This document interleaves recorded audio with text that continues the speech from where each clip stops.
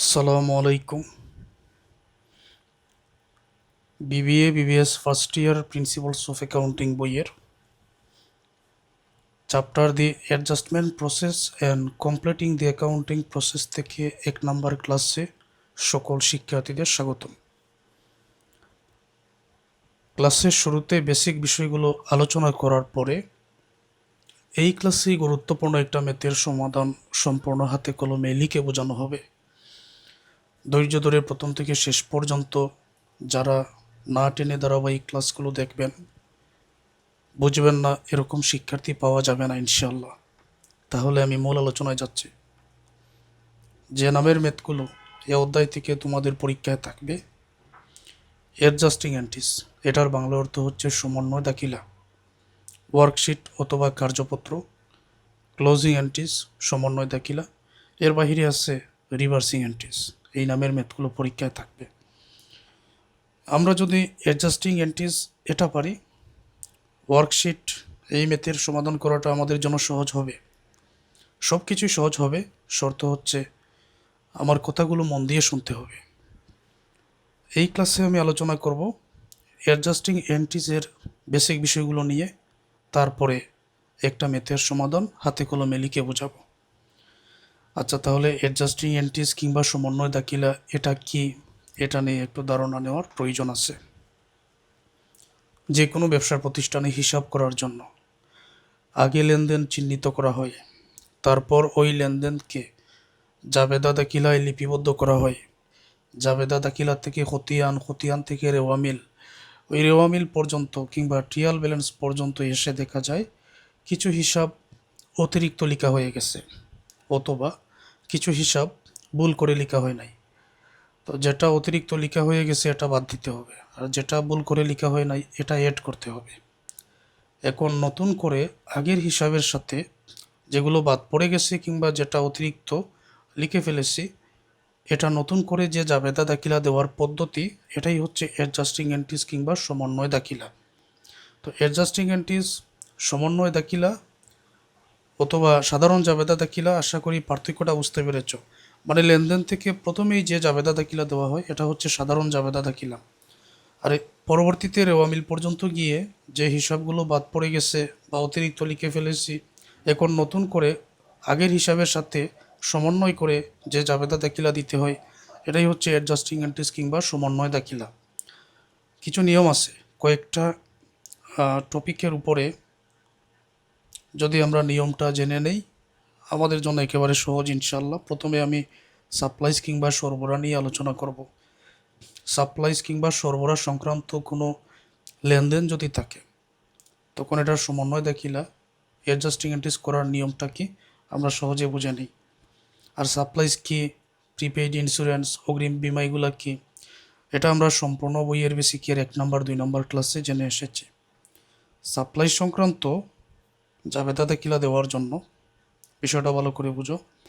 যদি এরকম মনে হয় যে আমি নতুন করে 5,000 টাকার সাপ্লাইজ ক্রয় করেছি, ফলে আমার অব্যবহৃত সাপ্লাইজ কিংবা সাপ্লাইজের মজুদটা বেড়ে গেছে, এখন এই যে সাপ্লাইজ আমার মজুদ বেড়ে গেছে সম্পদ হিসাবে যদি আমি দেখাতে চাই, অর্থাৎ সাপ্লাইজ আনইউজড, সেই ক্ষেত্রে জাবেদা দাখিলা হবে supplies on hand debit, supplies expense credit, যদি আমি সম্পদ হিসাবে দেখাতে চাই।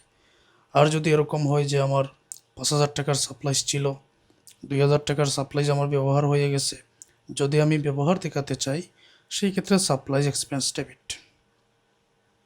যদি আমি ব্যয় দেখাতে চাই, এই জন্য এটার নাম দিয়েছি সাপ্লাইজ এক্সপেন্স। যদি ব্যয় দেখাতে চাই supplies expense debit, supplies on hand credit, এটা সব সময় দিতে হয়। আরও একটা আছে, যেমন এখানে তুমি সাপ্লাইজ অন হ্যান্ড না লিখে যদি শুধুমাত্র সাপ্লাইজ লিখো, সেই ক্ষেত্রেও কিন্তু একই রকম সমার্থক শব্দ বোঝাবে। বোঝাতে পেরেছি? যদি আমি সাপ্লাইজ ব্যবহার করি ব্যয়টা ডেবিট, আর যদি আমি নতুন করে সাপ্লাইজ ক্রয় করি, এতে আমার ব্যবসায় সাপ্লাই যদি বৃদ্ধি পায় তখন সম্পদটা debit, supplies on hand debit, supplies expense credit. আর ব্যয় হলে ব্যয় আগে ডেবিট, সম্পদকে করতে হবে ক্রেডিট। আরও আলোচনা করবো, এটা গেল সাপ্লাই সংক্রান্ত। বিমা সংক্রান্ত আছে, যদি ব্যয় হয়ে যায়, উদাহরণ দেই, বিমা প্রিমিয়াম 1 বছরের টাকা আমি দিয়ে দিলাম 10,000 টাকা, এতে আমার অগ্রিম বিমা বৃদ্ধি পেয়েছে। আর অগ্রিম পরে ব্যয় জাতীয় শব্দ যদি থাকে তাহলে সেটা হচ্ছে চলতি সম্পদ। অগ্রিম বিমা বৃদ্ধি পেয়েছে মানে তো সম্পদ বৃদ্ধি পেয়েছে। যদি অগ্রিম বিমার সৃষ্টি হয় তখন সম্পদকে ডেবিট করতে হয়, প্রিপেড ইন্স্যুরেন্স ডেবিট। আর ইন্স্যুরেন্স এক্সপেন্স সবসময় ক্রেডিট হবে। সম্পদ কিংবা ব্যয় যাই হোক না কেন, জাবেদা কিন্তু এই দুইটা, হয় ইন্স্যুরেন্স এক্সপেন্স ডেবিট হবে, না হলে প্রিপেড ইন্স্যুরেন্স ডেবিট হবে। মানে লিখতে হবে এই দুইটা, ডেবিট ক্রেডিট শুধু পার্থক্য হবে। এখানে আমি সম্পদ বৃদ্ধি পাওয়ার কারণে প্রিপেড ইন্স্যুরেন্স ডেবিট করলে ইন্স্যুরেন্স এক্সপেন্স আমাকে ক্রেডিট করতেই হবে। এই দুইটা যে কোনো সময় হবে। আবার আমি 10,000 টাকা অগ্রিম বিমা দিয়েছি, মনে করো 2 মাস চলে গেছে। 2 মাস যদি চলে যায় তখন 2 মাসের টাকা তো আর অগ্রিম থাকে না, মেয়াদ উত্তীর্ণ হয়ে যায় বা ব্যয় হয়ে যায়। আর ব্যয় যদি ধরো 2 মাসের 2,000 টাকা ব্যয় হয়ে গেছে অগ্রিম বিমার, যদি এটা ব্যয় হয়ে যায় তখন ব্যয় করতে হয় ডেবিট। ব্যয় হলে ব্যয় ডেবিট, এটা শুধু মনে রাখলেই চলবে। ব্যয় হলে ব্যয় যদি ডেবিট হয়, ইন্স্যুরেন্স এক্সপেন্স ব্যয়ের মধ্যে পড়ে, এটা আমি করলাম ডেবিট। তাহলে ক্রেডিট কি? প্রিপেড ইন্স্যুরেন্স সম্পদটাই ক্রেডিট হবে। আমি যদি প্রিপেড ইন্স্যুরেন্স ডেবিট করি সম্পদ বৃদ্ধি পাওয়ার কারণে, তখন ইন্স্যুরেন্স এক্সপেন্স এটা ক্রেডিট করতেই হবে। অর্থাৎ এই দুইটা লিখতেই হবে, শুধু ডেবিট ক্রেডিটটাই পার্থক্য হবে। কিছুক্ষণ পরে আরও অনেক কিছু আলোচনা করব। ঠিক একই রকমভাবে যদি আমি অগ্রিম ভাড়া দিয়ে দেই, মনে করো আমি অগ্রিম ভাড়া 10,000 টাকা দিছি, 10 মাসের ভাড়া 10,000 টাকা অগ্রিম দিছি, তখন অগ্রিম ভাড়া সম্পদটা বৃদ্ধি পাইছে, প্রিপেইড রেন্ট হবে ডেবিট, আর রেন্ট এক্সপেন্স ক্রেডিট। মানে এটা ইন্স্যুরেন্সের মতো। আর যদি 2 মাস চলে যায় তাহলে 2 মাসের টাকা 2,000 তো মেয়াদ উত্তীর্ণ হয়ে গেল, ব্যয় হয়ে গেল। ব্যয় হলে আমি যদি 2,000 টাকা এখন লিখতে চাই তখন ব্যয়টা লিখতে হবে, রেন্ট এক্সপেন্স ডেবিট, তখন প্রিপেইড রেন্ট ক্রেডিট। আর যে কোনো সময় এই দুইটাই কিন্তু লিখতে হবে, শুধু ডেবিট ক্রেডিট আগে পরে পার্থক্য হয় এটাই। এবার আনআর্নড রেভিনিউ নিয়ে আলোচনা করতে চাই। আনআর্নড রেভিনিউ নিয়ে অনেকগুলো লেনদেন থাকবে তোমাদের অঙ্কের মধ্যে। এটার উদাহরণ দেই, লক্ষ্য করো। কোনো একজন ব্যক্তিকে আমি সেবা প্রদান করব 10,000 টাকার। তো 10,000 টাকার সেবা প্রদান করব, এখনো করি নাই। ওই ব্যক্তি কি করলেন? এই 10,000 টাকা আমাকে আজকেই দিয়ে দিলেন, এখনো আমি সেবাটা প্রদান করি নাই। অথচ সেবা প্রদানের টাকাটা আমি আগেই পেয়ে গেলাম। এটাকে কি বলা হয়? সম্পূর্ণ বইয়ের বেসিকের 1 নম্বর ক্লাসে কিন্তু আমি আলোচনা করেছি। এটাকে বলা হয় আনআর্নড রেভিনিউ, অনুপার্জিত আয়। তো অনুপার্জিত আয়, যদি অনুপার্জিত আয়ের সৃষ্টি হয় তখন দায় তো এমনিতেই ক্রেডিট হবে, আনআর্নড রেভিনিউ ক্রেডিট লিখতে হবে। কিন্তু সার্ভিস রেভিনিউ, আনআর্নড রেভিনিউ এই দুইটা কিন্তু লিখতেই হবে। ডেবিট ক্রেডিট শুধু পার্থক্যটা থাকবে। এখানে 10,000 টাকা অনুপার্জিত আয় হওয়ার কারণে দায়ের সৃষ্টি হয়েছে, দায়টা ক্রেডিট করতে হবে। আনআর্নড রেভিনিউ এখানে ক্রেডিট। তো এখন আনআর্নড রেভিনিউ যদি ক্রেডিট হয়, এটার সাথে সার্ভিস রেভিনিউ সব সময় লিখতে হয়। আনআর্নড রেভিনিউ ক্রেডিট হলে সার্ভিস রেভিনিউ এমনিতেই ডেবিট হবে। আর এই জার্নাল কখন দিতে হবে? যদি অনুপার্জিত আয়ের সৃষ্টি হয়। এখন ধরো যে 10,000 টাকার সেবা প্রদান, এটা ধরো 2 মাসের টাকা। তো 1 মাসে আমি 5,000 টাকার সেবা প্রদান করলাম। তো 10,000 টাকার মধ্য থেকে 5,000 টাকার সেবা যদি আমি প্রদান করে দিই তাহলে 5,000 টাকা উপার্জিত হয়ে গেছে, আরও 5,000 বাকি থাকে। এই যে 5,000 টাকার সেবা প্রদান করেছি অনুপার্জিত আয়ের, 10,000-এর মধ্য থেকে 5,000 আয় হয়ে গেল, এখন উপার্জিত হয়ে গেল কারণ আমি কাজ করেছি। তো এরকম যদি উপার্জিত হয়ে যায়, এটার নাম ফর রেভিনিউ আর্নড। যদি আয়টা উপার্জিত হয়ে যায় তখন আয়ের জন্য unearned revenue debit, service revenue credit. প্রশ্ন হলো আনআর্নড রেভিনিউ এখন ডেবিট হলো কেন? প্রথমে দায় বৃদ্ধি পাওয়ার কারণে দায় ক্রেডিট করা হয়েছে, কিন্তু সেবা প্রদানের পরে এখন 10,000-এর মধ্য থেকে 5,000 টাকা সেবা প্রদান করেছি, আরও 5,000 টাকার বাকি, দায় তো কমে আসলো। তো দায় বৃদ্ধি পেলে ক্রেডিট, দায় হ্রাস পেলে তো দায় ডেবিট করতেই হবে। এই জন্য আনআর্নড রেভিনিউ ডেবিট হয়েছে দায় হ্রাস পাওয়ার কারণে। আর যেহেতু আনআর্নড রেভিনিউ ডেবিট হয়েছে তো ক্রেডিটে কী হবে? এটার সাথে সার্ভিস রেভিনিউ লিখতেই হয় যে কোনো সময়, সার্ভিস রেভিনিউ ক্রেডিট। তাহলে বুঝতে হবে কখনও যদি আমি সার্ভিস রেভিনিউ ক্রেডিট করি ডেবিটে এমনিতে আনআর্নড রেভিনিউ হবে, কখনও যদি আমি সার্ভিস রেভিনিউ ডেবিট করি আনআর্নড রেভিনিউ এটা এমনিতেই ক্রেডিট হবে। কারণ এই দুইটা লিখতে হবে, পার্থক্য হচ্ছে আগে পরে কিংবা ডেবিট ক্রেডিট, এইটাই হলো পার্থক্য। তাহলে অনুপার্জিত আয়ের সৃষ্টি হলে এটাই জার্নাল। আর অনুপার্জিত আয়ের থেকে টাকা যদি উপার্জিত হয়ে যায় কাজ যদি করে দেই যত টাকার, সেটার জন্য এটাই জার্নাল। আরও বিস্তারিত আলোচনা করব অঙ্কের মধ্যে। এবার ব্যয়সমূহ নিয়ে, নিজেকে ব্যবসায় প্রতিষ্ঠানের মালিক তুমি ধরে নাও, আর যদি আমি তোমাকে প্রশ্ন করি তোমার ব্যবসার মধ্যে কি কি ব্যয় থাকতে পারে, তুমি বলবে তুমি তোমার কর্মচারীকে বেতন দাও, বেতন একটা ব্যয়, দোকানের ভাড়া একটা ব্যয়, শ্রমিকের মজুরি দেওয়া একটা ব্যয়, এরকম বিভিন্ন ব্যয় আছে। যদি কোনো ব্যয় বকেয়া থাকে, ব্যয় হিসাব আর দায় হিসাব সবসময় লিখতে হয়। যেমন বেতন বকেয়া আছে 3,000 টাকা, ব্যয় হিসাব সব সময় ডেবিট। এখানে দেখো বেতন ডেবিট মানে ব্যয় ডেবিট, ব্যয়কে দায় বানিয়ে ক্রেডিট। বকেয়া যুক্ত করলে সেটা কিন্তু দায় হয়ে যায়। বকেয়া মানে যেটা বাকি আছে, কর্মচারী বেতন যদি বকেয়া থাকে, বকেয়া মানে যেটা বাকি আছে, তখন ব্যয় করতে হবে ডেবিট, বেতন ডেবিট, বকেয়া বেতন ক্রেডিট। তো ইংরেজিতে স্যালারি এক্সপেন্স ডেবিট, বাংলায় যেরকম বকেয়া, ইংরেজি হলো পেবল। স্যালারির সাথে পেবল যুক্ত করলে বকেয়া বেতন হয়, বকেয়া বেতন ক্রেডিট।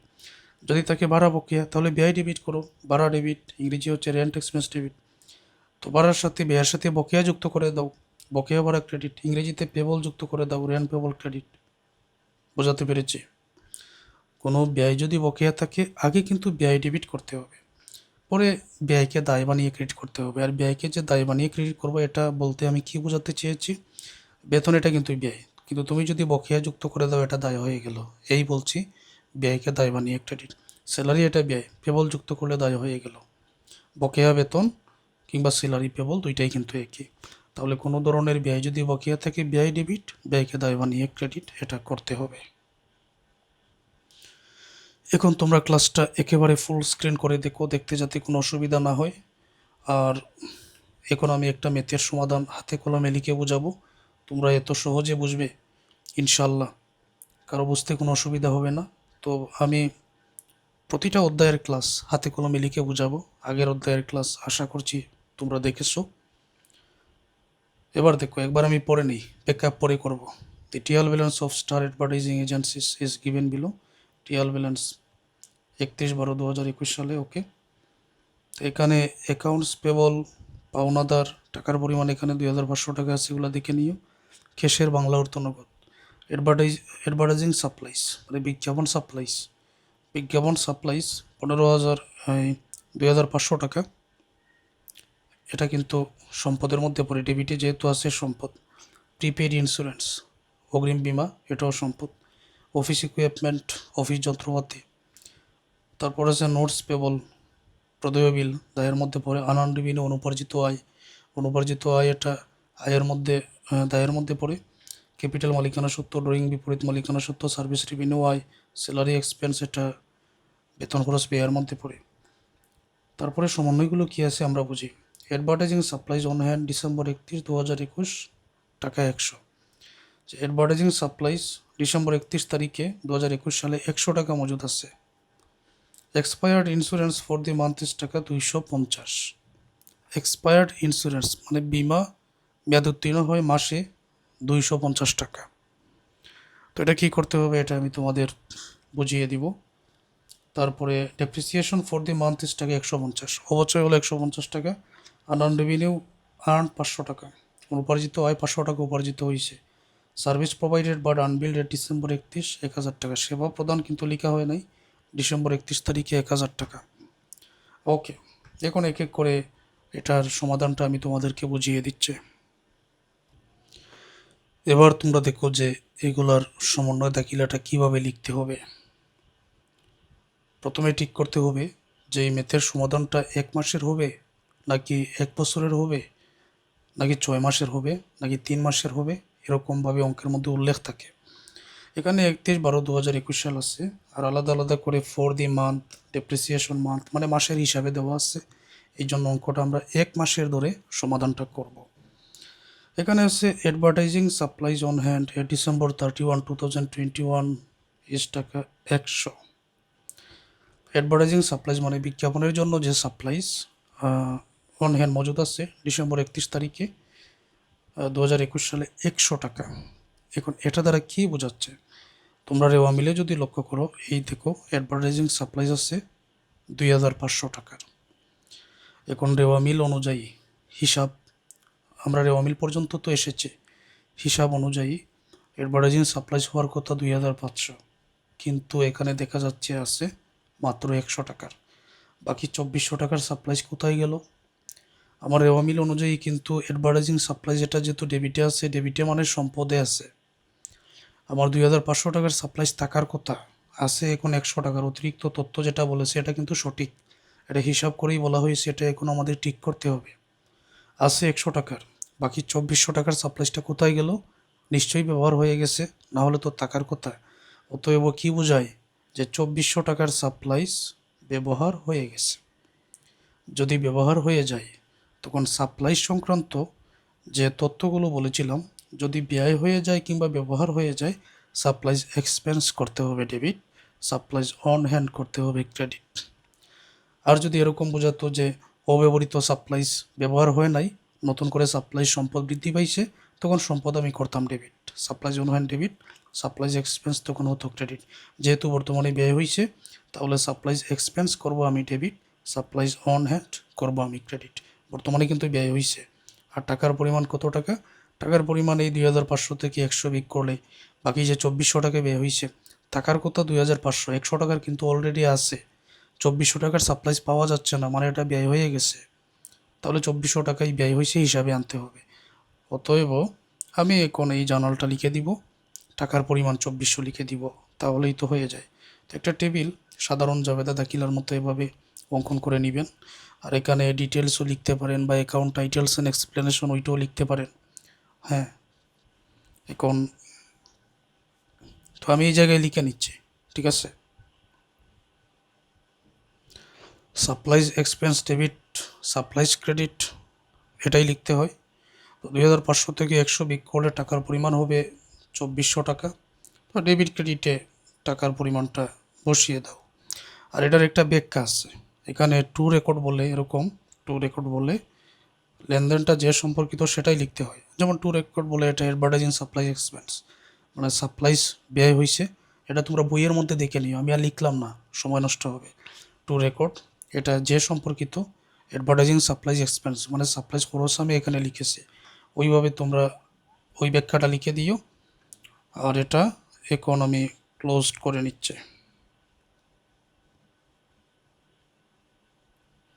আচ্ছা, এখন দেখি কি আছে, 2 নম্বরটা কি আছে? Expired insurance for the month is টাকা 250। এক্সপায়ার্ড মানে যেটা মেয়াদ উত্তীর্ণ হয়ে গেছে, ইন্স্যুরেন্স মানে বিমা, বিমা মেয়াদ উত্তীর্ণ হয়েছে এই মাসে 250 টাকা। এখন এটা নিয়ে তথ্য কি আছে? অগ্রিম বিমা দেওয়া হয়েছিল 600 টাকার, 600 টাকার অগ্রিম বিমা দেওয়া হয়েছিল। আর এখন পর্যন্ত 600 টাকার মধ্য থেকে 250 টাকার বিমা মেয়াদ উত্তীর্ণ হয়ে গেছে মাসের। তো যেটা মেয়াদ উত্তীর্ণ অগ্রিম যেটা দেওয়া হয়েছিল এটা তো হিসাবে আছে। এখন নতুন করে আমি জানতে পারলাম যে 250 টাকার মেয়াদ উত্তীর্ণ হয়ে গেছে, তো এটা ব্যয় হয়ে গেছে। মেয়াদ উত্তীর্ণ হয়ে যাওয়া মানে ব্যয় হয়ে যাওয়া। আমি যদি 600 টাকা আগে দিয়ে দেই অগ্রিম বিমা, মানে বিমার টাকা, বিমা প্রিমিয়ামের টাকা যেটা ব্যয় হওয়ার কথা, ওইটা আমি আগে দিয়ে দিলাম সময়ের আগে। এটা যদি আমি আগে দিয়ে দেই তাহলে কি হবে? অগ্রিম বিমা এখন 1 মাস চলে গেল, 2 মাস চলে গেল, তাহলে তো এই সময়ের টাকাটা ব্যয় হয়ে আসতেছে। এখন এই 250 টাকা ব্যয়, তো বিমা সংক্রান্ত যে নিয়মটা ছিল এখানে আমি দেখিয়ে দিয়েছিলাম, যেহেতু এটা মেয়াদ উত্তীর্ণ হয়ে গেছে মানে ব্যয় হয়েছে, তো ব্যয়টা ডেবিট। ইন্স্যুরেন্স এক্সপেন্স এখানে ব্যয়, ইন্স্যুরেন্স এক্সপেন্স ডেবিট, তখন সম্পদ হবে ক্রেডিট, প্রিপেড ইন্স্যুরেন্স ক্রেডিট।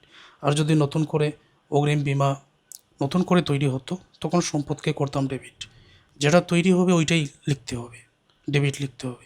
যেমন এখন ব্যয় হয়েছে তাই ব্যয় আমি ডেবিট করলাম, insurance expense debit, prepaid insurance credit, তো ওইটাই লিখতে হবে। আর টাকার পরিমাণ যে 250 আছে, ওই 250 টাকা আমাদের লিখে নিতে হবে। ইন্স্যুরেন্স এক্সপেন্স এখানে করা হলো ডেবিট, টাকার পরিমাণ 250, প্রিপেড ইন্স্যুরেন্স ক্রেডিট, টাকার পরিমাণ 250।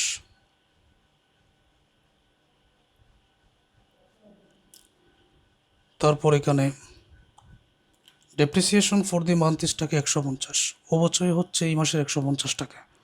যদি কোনো লেনদেনের মধ্যে অবচয় হয় সাধারণ জাবেদা দাখিলা কিংবা সমন্বয় দাখিলা যাই হোক না কেন, যদি কোনো লেনদেনের অবচয়ের জন্য নির্দিষ্ট একটা জার্নাল দিতে হয় যে কোনো অঙ্কের মধ্যে।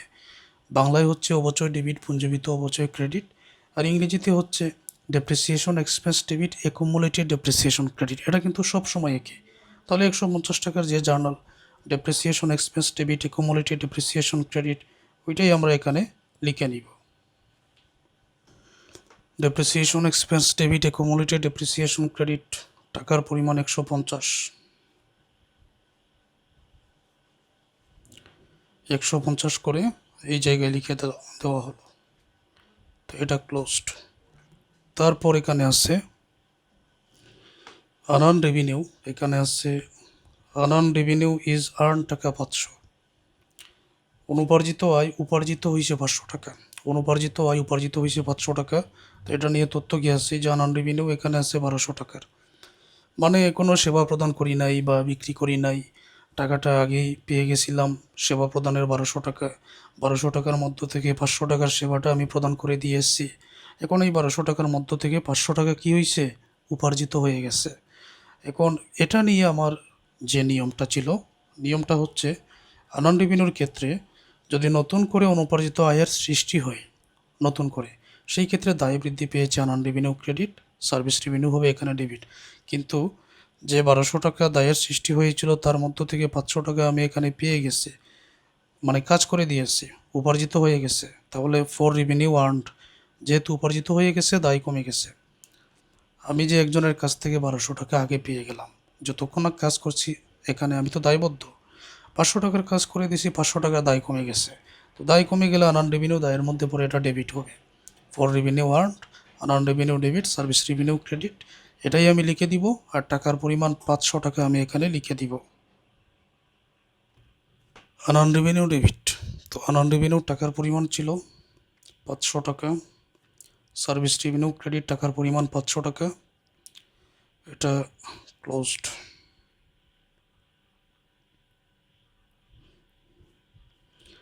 পরে এখানে আছে service provided but unbilled at December 31 is টাকা 1000। সেবা প্রদান, প্রোভাইডেড মানে প্রদান, যারা আগের ক্লাস করেছো তারা জানো। সার্ভিস প্রোভাইডেড সেবা প্রদান বাট আনবিল্ড, কিন্তু লেখা হয় নাই, মানে সেবা প্রদান করে বিল করা হয় নাই। ডিসেম্বর 31 1000 টাকা। যদি সেবা প্রদান করে বিল করা হইতো, লেখা হইতো, টাকাটা পাওয়া যেত, তখন এটা এই হিসাবের মধ্যে থাকতো। অতিরিক্ত একটা তথ্যের মধ্যে এটা দেওয়া হয়েছে, আর মানে সেবাটা প্রদান করেছি কিন্তু আনবিল্ড অবস্থায় আছে, এখন এটা জানতে পারা গেছে। সেবা যেহেতু প্রদান করেছি, একজন দেনাদার তো সৃষ্টি হয়েছে, আমাকে টাকা দিবে, তার মানে কি বোঝায় যে বাকিতে সেবা প্রদান। এটা আনবিল্ড মানে বাকিতে দেনাদারের সৃষ্টি হয়েছে। সেই ক্ষেত্রে যদি আয় হয়, কখনো বিক্রয় যদি হয়, যে কোনো সময় বিক্রয় তো এমনিতেই হবে ক্রেডিট। যদি সার্ভিস রেভিনিউ বা সেবা আয় হয়, সার্ভিস রেভিনিউ এমনিতেই ক্রেডিট হয়। আর এটা বাকিতে সেবা প্রদান করার কারণে বর্তমানে যেহেতু এটা জানতে পারা গেছে দেনাদারের সৃষ্টি হয়েছে, অ্যাকাউন্ট রিসিভেবল হবে এখানে ডেবিট। আর সেবা প্রদান থাকলেই কিন্তু সার্ভিস রেভিনিউ ক্রেডিট হয়। এটা সাধারণ জাবেদা দাখিলার ক্ষেত্রে আমি ওই সময়ে বিস্তারিত আলোচনা করেছি আগের ক্লাসগুলোতে। তাহলে সার্ভিস রেভিনিউ এখানে আয় হবে ক্রেডিট, আর বাকিতে বিক্রয়ের কারণে দেনাদারের সৃষ্টি হয়েছে। আনবিল্ড মানে তো বিল করা হয় নাই, ধরে নিলাম এটা বাকিতে, এখন এটা জানতে পারা গেছে, তাহলে দেনাদারের কাছেই টাকাটা পাবো, এখনও নগদও পাওয়া যায় নাই। আয় হবে credit, service revenue credit, account receivable debit, এটাই আমরা লিখে নিব। অ্যাকাউন্টস রিসিভেবল ডেবিট, টাকার পরিমাণ 1000 টাকা। সার্ভিস রেভিনিউ ক্রেডিট, টাকার পরিমাণ 1000 টাকা। সবগুলো এন্ট্রি এখানে লেখা হয়ে গেছে। এই তো সমাধান হয়ে গেল, নিশ্চয়ই বুঝতে পেরেছ। এখন একটা কাজ করো, হাতে কলমে তোমরা নিজেরাই এই ম্যাথের সমাধান করো। যারা পেইড কোর্সে আসো পরবর্তী ক্লাসগুলো দেখে নাও। আর এখন পর্যন্ত যারা আমার ক্লাস থেকে উপকৃত হয়েছো, তোমাদের বন্ধুদের পরামর্শ দাও, তারাও যেন আমার এই হোয়াটসঅ্যাপ নাম্বারে মেসেজ দিয়ে যোগাযোগ করে নামমাত্র ফিতে গাণিতিক সকল সাবজেক্টের পূর্ণাঙ্গ প্রস্তুতি নিতে পারেন আমার এই ধরনের ক্লাসগুলো দেখে, এবং সকল শিক্ষার্থীরা বুঝতে পারবেন। আচ্ছা, এখন তোমরা এই ম্যাথের সমাধানটা করো, নিজেরা সমাধান করো।